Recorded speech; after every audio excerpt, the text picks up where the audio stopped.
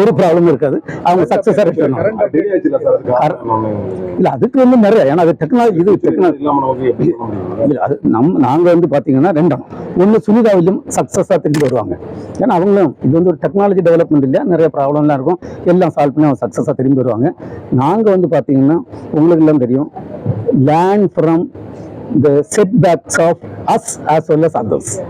இந்த ஸ்பேஸில் எங்கெல்லாம் ப்ராப்ளம் இருக்கோ அதெல்லாம் படித்து நம்ம சக்ஸஸாக போகிறதுக்கு தான் இது பண்ணிட்டு இருக்கோம்.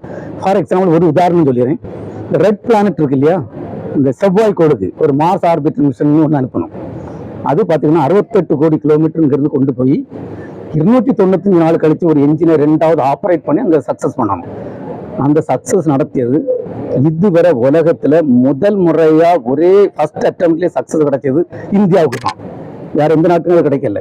அப்போ அந்த சக்சஸ்க்கு பின்னாடி பார்த்தீங்கன்னா நாங்கள் மற்றவங்களுக்கு எல்லாம் என்னெல்லாம் செட்பேக் இருக்கோ அதெல்லாம் படிச்சு அந்த மாதிரி சக்சஸ் இது பண்ணியிருக்கோம். அதே மாதிரி எங்கெங்கெல்லாம் ப்ராப்ளம் இருந்தாலும் படிச்சுட்டே இருக்கும், படிச்சு நம்ம ப்ரோக்ராம் எல்லாமே சக்சஸாக கொண்டு போயிட்டு இருக்கோம். அவங்க கொண்டு வரதுக்கு எல்லா இதுவும் அவங்க எல்லா முயற்சிகளும் திட்டமிட்டபடி நடந்துட்டு இருக்கு. ராக்கெட் அனுப்பிட்டாங்க, அவங்க கரெக்டாக சேஃபாக வருவாங்க.